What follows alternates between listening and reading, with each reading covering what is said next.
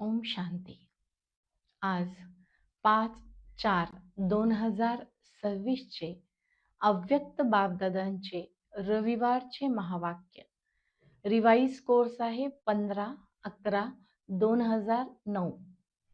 मुरलीचे title आहे स्वराज्याची result check करून स्वतःला बदला आणि अखंड राज्य अधिकारी बना. आज दिलाराम शिवबाबा आपल्या प्रिय अर्थात राज दुलारे मुलांना भेटण्यासाठी आलेले आहेत. राज दुलारे अर्थात प्रिय. प्रिय का आहोत? कारण प्रत्येक मुलाला 3 सिंहासन प्राप्त आहे. तख्त अर्थात सिंहासन. सिंहासनाचे अधिकारी आहोत म्हणून प्रिय आहोत. तर पहिलं सिंहासन आहे स्वराज्य तख्त, स्वतःच्या कर्मेंद्रियांचं राज्य. दुसरं आहे बाबांच्या अंतःकरणावरती बसण्याचं सिंहासन, बापदादा का दिल तख्त. आणि तिसरं आहे भविष्याचं राज्य सिंहासन, सोन्याचं सिंहासन, राज अधिकारी. बाबांनी सांगितलं की भविष्यात एक राज्य आहे, तर चेक करा की आपले एक राज्य मनात चालते का. कारण मनात जर मध्ये मध्ये पुरुषार्थामध्ये जर मध्ये मध्ये माया विघ्नरूप बनत असेल तर एक राज्य आहे का. म्हणून चेक करण्यासाठी सांगितलं की भविष्यात एक राज्य आहे का. ते कशावरून कळेल? आत्ताच्या पुरुषार्थामध्ये एक राज्य आहे का. माया आपल्या राज्यामध्ये विघ्न तर घालत नाही ना. मध्येच 2 राज्य तर चालत नाहीत ना.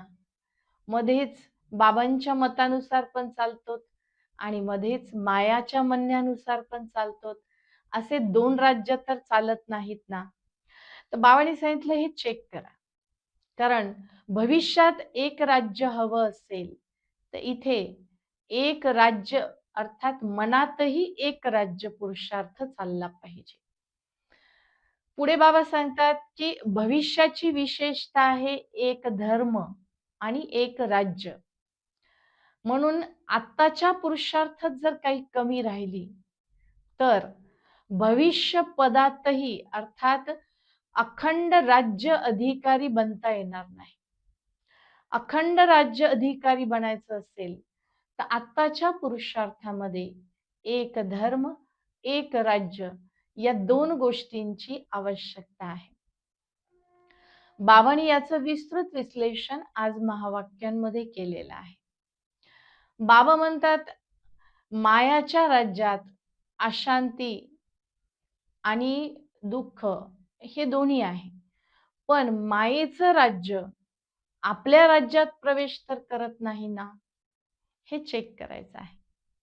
कारण माया जेव्हा पुरुषार्थात विघ्नरूप बनते तेव्हा आपण नॅचरल रूपामध्ये सुखाचा शांतीचा अनुभव नाही करू शकत.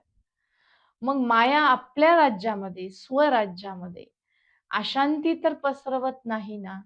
ही चेकिंग आज बाबांनी करायला सांगितलेली आहे. बाबा म्हणतात एक धर्म एक राज्य. तर मग एक धर्म कोणता? तो धर्म आहे संपूर्ण पवित्रता. संपूर्ण पवित्रतेच्या आधारावरच भविष्याचं पद अधिकार राज्य अधिकार प्राप्त होणार आहे. म्हणून आत्ताचा जो धर्म आहे संपूर्ण पवित्रता हा किती टक्केमध्ये आहे, किती पर्सेंटमध्ये आपल्यामध्ये आहे ते चेक करण्याची आवश्यकता आहे. बाबा सांगतात चेक करा की एक धर्म आहे का. मध्ये मध्ये अपवित्रता मिक्स तर होत नाही ना. मध्ये मध्ये जर अपवित्रता पर्सेंटेज मध्ये येत असेल तर मग एक धर्म नाही, मध्ये परधर्म मिक्स झाला. म्हणून बाबांनी पुढे सांगितलं की नियम व कायदा एकाचाच आहे का हे पण चेक करायचंय. कारण माया मध्ये मध्ये विघ्न तर घालत नाही ना. आणखीन एका राज्यात सुख शांती निसर्गतः राहते का, नॅचरल रूपात राहते का? का मग सुख आणि शांतीचा अनुभव करण्यासाठी मेहनत करावी लागते? तर बाबा सांगतात, की आपल्या राज्यामध्ये नियम, कायदे जर सुव्यवस्थित करायचे असतील, तर इथे संगम युगावर आपलं राज्य सुव्यवस्थितच आपल्याला ठेवायचं आहे. त्यासाठी बाबांनी विशेष आपल्याला आज अटेन्शन द्यायला सांगितलं. बाबा म्हणतात, खूप काळाचा जो अभ्यास हवा आहे, तो खूप काळाचा अभ्यास जर नसेल, तर शेवटच्या परीक्षेमध्ये कदाचित पास पूर्ण मार्क होणार नाहीत. म्हणून आपल्याला सध्या खूप काळाचा अभ्यास करायचा आहे. कारण वेळेवर मी करेन असं होऊ शकणार नाही, की विनाशाची वेळ जवळ आली आणि मग आपण पुरुषार्थ करू आणि उंच किंवा या सर्व विघ्नांवरती विजय प्राप्त करू, असं होऊ शकणार नाही. म्हणून बाबांनी आज विशेष सांगितलं, खूप काळाचा अभ्यास नसेल, तर प्रारब्ध कमी होईल.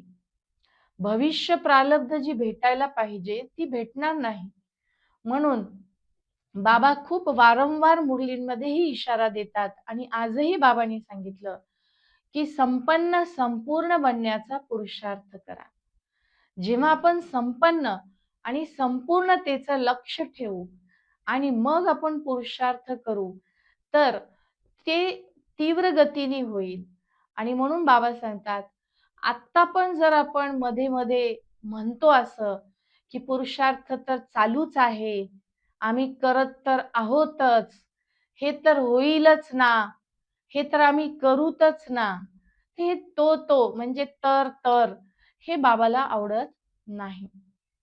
बाबा सांगतात हे संस्कार, हे तर कधी-कधी म्हणण्याचे जे संस्कार आहेत, ते 21 जन्म अविनाशी अखंड राज्य अधिकारी बनण्यामध्ये विघ्नरूप बनू शकतात. म्हणून बाबा सांगतात हे जे तो, कधी-कधी हे शब्द वापरतात, ते अखंड अविनाशी राज्यभाग्य प्राप्त करू शकत नाही. म्हणून बाबांनी सांगितलं, की हे तर, तो हे समाप्त करा. कधी-कधी हा शब्द सुद्धा आता समाप्त करा. बाबा म्हणतात, की विघ्न, परीक्षा ह्या येतातच. प्रत्येक पुरुषार्थी आत्म्यामध्ये विघ्नांना पार करण्याची शक्ती असते. परंतु जर आपण विघ्नांमध्ये कमजोर बनलो, विघ्नांमध्ये परीक्षामध्ये आपण त्याला तोफा अर्थात गिफ्ट भेटवस्तू नाही समजलं आणि परीक्षांमध्येच जर आपण हलचलमध्ये आलो, तर आपलं भविष्याचं खातं तर जमा होऊ शकतच नाही. पण आज जे आपण अनुभवी बनायला पाहिजे, ते सुद्धा आपण बनू शकत नाही. म्हणून बाबांनी आज स्पष्टच सांगितलं, की तुफान, विघ्न अपने आप खतम हो, म्हणजे आपोआपच संपले पाहिजेत. ते विघ्न आपोआपच भेटवस्तू बनले पाहिजेत. हे विघ्न, हे परीक्षा आपल्याला अनुभवी बनवण्याच्या सीडीवर बसवू शकले पाहिजेत. अनुभवाची सीडी तयार झाली पाहिजे. तर असा पुरुषार्थ आपल्याला असावा. म्हणून बाबांनी सांगितलं वारंवार स्वतःला चेक करा. चेक करण्यासाठी बाबांनी सांगितलं रोज आपला स्वतःचा चार्ट अर्थात पुरुषार्थाचा हिशोब लिहा. हा पुरुषार्थाचा हिशोब रोज करण्याची आवश्यकता आहे. बाबांनी सांगितलं चार्ट रोज लिहितात का? हात पण बाबांनी वर करायला सांगितले. आणि बाबा म्हणतात कधी कधी वाले नाही, सदा रोज चार्ट चेक करतात का? हे चेक करा. कारण कधी कधी चेक करत असाल तर पुरुषार्थामध्ये हलकापण, ढिलापण आहे. म्हणून बाबा म्हणले तुमच्या मनात चिंता करण्यापेक्षा, कारण आज दुनियेमध्ये चिंता आहे, अशांती आहे, मनुष्य दुःखी आहेत, भटकत आहेत. तर बाबा म्हटले अशांतीच्या दुनियेत चिंता करण्यापेक्षा प्रभू चिंतन वाढवा. प्रभू चिंतन जर जास्त असेल तर चिंता राहणारच नाही. आणि प्रभू चिंतन होण्यासाठी एक स्मृती आपल्याला सतत ठेवायची आहे. आणि ती स्मृती आहे, करण करावन हार शिवबाबा आहे. आम्हाला तो बुद्धी देऊन करणहार बाबा आमच्याद्वारे करून घेत आहे. मी करणहार आहे आणि करावणहार करवून घेणारा शिवबाबा आहे. ही स्मृती जर आपण सतत ठेवली तर बाबा म्हटले चिंता होणार नाही आणि प्रभू चिंतनामुळे आपोआपच आत्म्यामध्ये बळ यायला लागेल, शक्ती यायला लागेल. पुढे बाबांनी सांगितलं की खजाने तर मी खूप दिले, परंतु हे खजाने वेळेवर वापरता आले पाहिजे. सामावून घेण्याची शक्ती बोलवली तर सामावून घेण्याची शक्ती आली पाहिजे. खुशी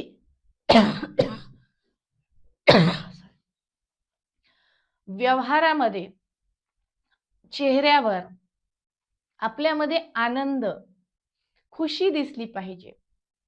बाबा म्हणतात ज्या वेळेला ज्या शक्तीची गरज आहे ती शक्ती हजर झाली तरच आपण मास्टर सर्वशक्तिवान आहात. आणि खुशी हीच आपली ताकद आहे. बाबा म्हणतात खुशी जैसी खुराक नाही. उमंग उत्साहामध्ये राहायचे, हिम्मत ठेवायची आहे, सेवेमध्ये तत्पर राहायचं आहे. याचं विस्तृत विश्लेषण आज बाबांनी महावाक्यांमध्ये केलेलं आहे. बाबा म्हटले आता चालण्याचा वेळ नाहीये, आता उडण्याचा वेळ आहे. दुःख, अशांती वाढत आहे, म्हणून मनसा वाचा कर्मणा आपल्याला सेवेसाठी तत्पर राहायचं आहे. अमृतवेलेची शक्ती विशेष वरदान आहे आणि यावेळेला बाबाकडून वरदान स्वीकार करायचं आहे. आणि जे अमृतवेलेला बाबाकडून शक्ती घेतात, बाबा म्हणतात त्यांना मी सर्टिफिकेट देतो, वाह मुलांनो वाह. आणि मग बाबांनी शेवटी सर्वांना यात्यार दिलं. सर्वांना विशेष स्वराज्य अधिकारी, अखंड राज्य अधिकारी अशा प्रत्येक मुलांचं एक एक टायटल घेऊन बाबांनी सर्वांना सुमधुर आठवण दिली. नमस्ते. आपणही म्हणायचे आत्मिक मुलांची आत्मिक पित्यास नमस्ते. आज बाबांनी पार्टींसोबत बोलले, दादीजी सोबत वार्तालाप केला. दादीजींना बाबांनी सांगितलं की आज दुःखी अशांत आत्म्यांना व्हायब्रेशन देण्याची सेवा आपण करत आहात. तुमच्या व्हायब्रेशननी त्यांची थकावट दूर होणार आहे. नंतर विदेशच्या छोट्या मोठ्या सर्व बहिणींना बाबांनी वार्तालाप केला. बाबांनी सांगितलं की जवळ प्रत्येक आत्म्यामध्ये गुण आहेत, पण ते जवळ आल्यानंतर गुण दिसायला लागतात. संघटनामध्ये राहतात तर स्वतः पण रिफ्रेश राहा आणि सर्वांनाही रिफ्रेश करा. पुढे बाबांनी UK झोनच्या सेवाधाऱ्यांसोबत वार्तालाप केला. बाबा म्हणतात की उत्साहाने पुरुषार्थ सेवा करत आहात, परंतु कोणाचीही उल्हाणा राहू नये यासाठी पण मेहनत घ्यावी लागेल. काही माईक तयार करावे लागतील जेणेकरून ते अनेकांना ज्ञान सांगतील आणि अनेकांना ईश्वरीय संदेश देऊ शकतील. शेवटी बाबांनी वरदान सर्वांसाठी वरदान दिलं. संघटनाच्या सहयोग शक्तीद्वारे विजयी बनणारे सर्वांचे शुभ चिंतक भव.